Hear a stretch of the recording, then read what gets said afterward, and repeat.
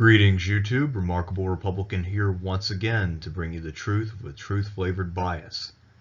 Today it's time for part 4 of my series on privatizing the military. This will focus on individual choice.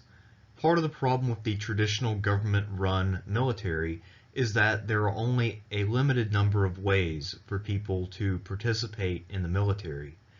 If we privatize the military, that will greatly increase people's ability to serve their country. Let's look at all of the benefits that individuals will receive from a private military. Let's take a moment to honor those who serve right now.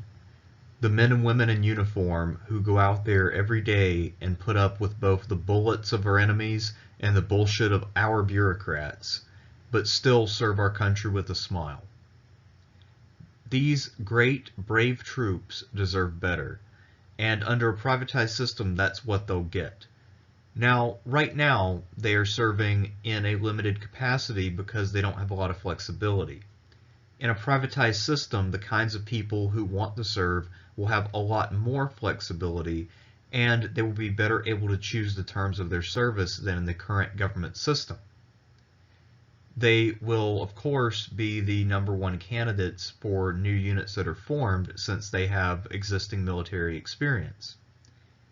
Another thing that all of those who serve, both those who are currently in uniform and those who would like to be, is that as different contractors establish reputations for their military abilities and their military performance, there will be an online review service that is set up which will be similar to Yelp, and that will enable just regular guys to look at what they're signing up for. They'll be able to learn how good of a general their employer tends to deploy.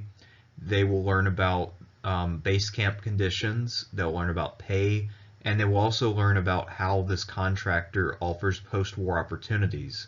By which I mean, will they hire this person again for another campaign, or will they give this person a job in the civilian side of their company? So these are important considerations, and this will really help out the troops.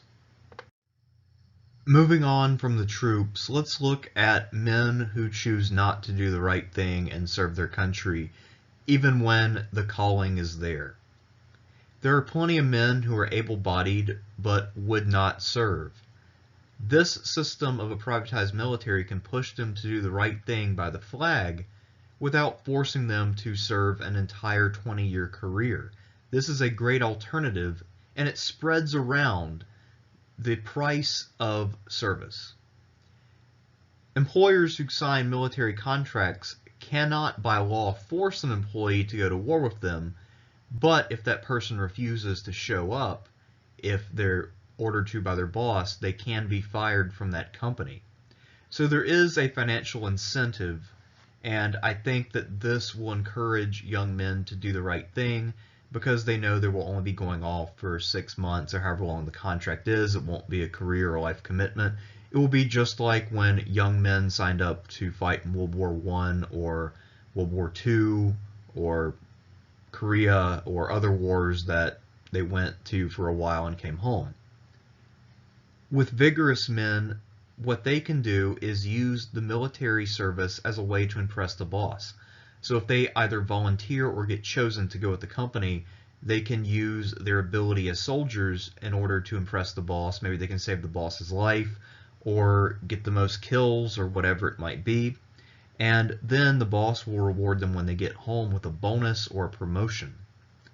And if you're a pacifist, here's some good news.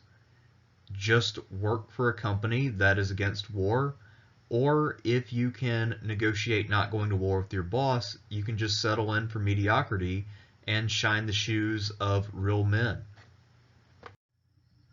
One thing that older generations understood that really needs to be installed into millennials is that you have to be loyal to a company in order to really make a living and better your life. A lot of foolish millennials switch jobs and even careers randomly for no reason, seeking green grass on the other side of a hill. That is idiotic on every level, and if they would just stick with one job and keep building their seniority, they would be much better off. but a lot of millennials just don't understand how business works. This kind of fickle and disloyal behavior from employees has been hurting the economy for years. And one thing that privatized military service will do that will be good for employees is to help them form a bond with their managers and coworkers by shared service. So then they will want to stay at that company with their war buddies, and that will help them better their lives, because when you are loyal to a company, the company will be loyal to you. There's no way the company will be loyal to you if you only transferred in 3 months ago and you're clearly passing out resumes and looking to leave before year's end. This is just common sense business. This experience will really encourage employees to remain loyal, live their best life, and succeed in their careers. So this will be a non-coercive way for government to encourage people to behave correctly. I talked about benefits to current troops earlier, and now I'd like to talk about the benefits to troops more broadly in the private system. So this will be everyone who goes to serve as a soldier or a sailor. What will end up happening after this system takes hold is that free market principles will ensure that the best practices of the best contractors and commanders will prevail. There are some very young men who have a knack for fighting, but don't really have too many other skills, and that will become a problem when they get older or if they go to jail or something like that. However, they can use their ability to use guns and fight to make money and then serve in the field with people who actually have profitable skills in the civilian economy. And so that way, while they're making money with their brawn, they can also develop their brain and the use of their hands to make things or whatever it might be. So this will be super beneficial, especially to, for lack of a better term, the urban youth, if you catch my drift. The most loyal employees, management material people, and proven fighters will be rewarded for their excellence by serving in the most prestigious and profitable military campaigns. So if you prove that you're really good, you will get all the best assignments and you will be signed by the best companies. So this system will quickly set itself up and become mostly self-regulating, and it will only benefit the individuals. So the better the system works, the more that individual soldiers will gain. As I talked about in part 3, contractors will fill some of the ranks with their own employees, but then fill out the bottom ranks with extra men. These extra spots will be filled by walk-on recruits, similar to the way that professional sports teams fill out their rosters. What these walk-on tryouts will be good for is that they're competitive, so the best people will rise to the top. They encourage fitness because you need to be in shape before you go to these tryouts. And they will provide a more American alternative to unemployment. So if you're having trouble finding a job, there will always be a slot in one of these units for you. And if you have a lot of spare time because you're unemployed and you need to get one of these slots, you can spend your time working on self-improvement and then go walk on and go overseas for a few months, make some money, come back, and then get your life back on track. Walk-on recruits who have impressive resumes will be able to command more money and other benefits that randos who are not as well prepared or who haven't served on as many campaigns will not be able to get. Here's something that will benefit both companies and individual employees. If you're a junior employee with a good college degree and your boss recognizes that you have a lot of potential, what you could do is serve on a few campaigns as a staff officer under more experienced businessmen, and you'll get a lot of insight and on-the-job training, not to mention that military skills carry over into the business world on a one-to-one basis. So what this does is it gives young men a fast track to advance in the company and really get to know their bosses and learn the secrets of business, because there's a lot of things you can't learn in business school. The similarities between war and business mean that doing this kind of service as a young college graduate working for a large company could become a very good alternative to actually going to business school to get a master's degree. So that could be an option, and this would certainly benefit people who don't want to go write a paper to get a master's degree.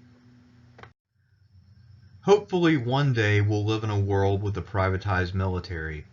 And in that case, here would be my advice to an individual to make the most of the opportunities that they would get. You need to stay fit and train with a variety of weapons. Walk-on tryouts would be competitive, and you need to stand out from the crowd. Also, because a lot of these companies will be using civilian software that they're more comfortable with when they're in the field, and because you want to impress a potential employer, you'll want to learn all of the apps from Microsoft Office. If you have Office skills, that usually will impress any potential employer, and it certainly can never hurt. Sign up for a few easy, non-dangerous campaigns to build up your resume, and then you will have the experience that you need to get in on some more prestigious things. Maybe after doing a few easy campaigns, you'll have the skills and experience and fitness to then go into a Tier 1 contract and really kick some ass.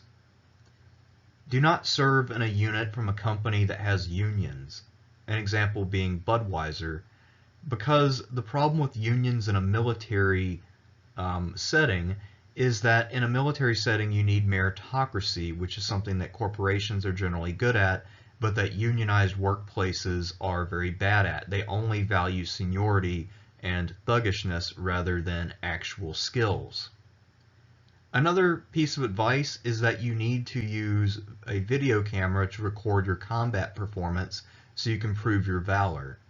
It's possible that someone might try to accuse you of cowardice or something like that, and you'll want to have footage to back it up. And while I think that for the most part this will make people closer to their employers, there's also the possibility that if your boss turns on you, you can show footage of yourself really being good in war, and then that will help you get a job elsewhere. So these would be my pieces of advice if we ever actually do have a privatized military system, which I think we will within the next 20 years or so.